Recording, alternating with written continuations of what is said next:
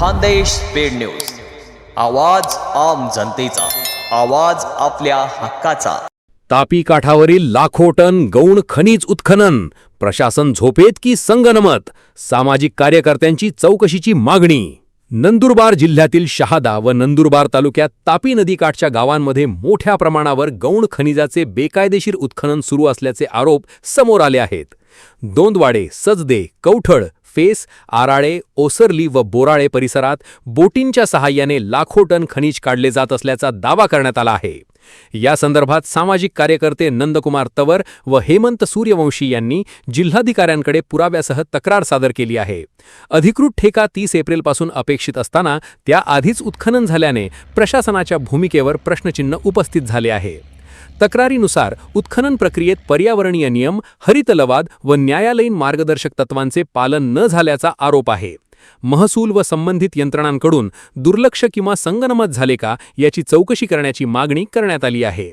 दरम्यान संबंधित प्रकरणाची निष्पक्ष चौकशी करून दोषींवर कठोर कारवाई करावी, तसेच जबाबदार अधिकाऱ्यांवर निलंबनासह फौजदारी गुन्हे दाखल करावेत अशी तक्रारदारांनी मागणी केली आहे।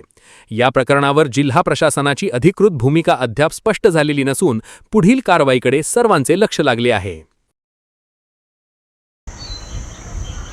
आज 29 एप्रिल 2026 रोजी मी आणि आमचे कार्यकर्ते सर्व नंदुरबार जिल्हाधिकाऱ्यांकडे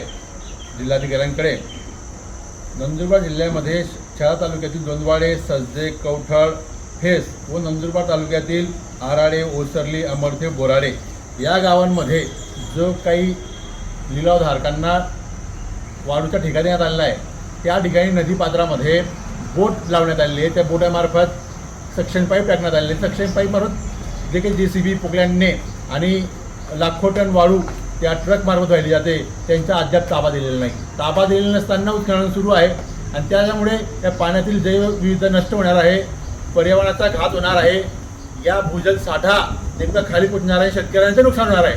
अशा परिस्थितीत सुद्धा स्थानिक पातळीवर असलेली तलाठी, तहसीलदार, प्रांताधिकारी, गौण खनिकर्म अधिकारी यांनी डोळे लावून बसलेत का? कोणती कारवाई करण्यास तयार नाही। आणि अशा परिस्थितीमध्ये आम्ही आज रोजी या संदर्भात या सर्व ठेकेदारांवर आणि सर्व अधिकाऱ्यांच्या संगमताने सुरू आहे, म्हणून या ठिकाणी संघटित गुन्हेगारीचा सारखा प्रकार झाला आहे, म्हणून मुक्का लावण्यात यावा ही मागणीसाठी मी आणि माननीय नंदकुमार तवर या ठिकाणी उपस्थित आहोत। विशेष म्हणजे सूर्यास्तानंतर रात्री मोठ्या प्रमाणात वाळूचे उत्खनन चालू आहे, गौण खनिजाचे उत्खनन चालू आहे। अशा परिस्थितीमध्ये विविध कायदे असताना, सुप्रीम कोर्टाचे निर्देश असताना, हरित लवादाचे निर्देश असताना सुद्धा या ठिकाणी कोणतीही कारवाई केलेली नाही आणि म्हणून ही फार चिंताजन्य गंभीर गोष्ट आहे।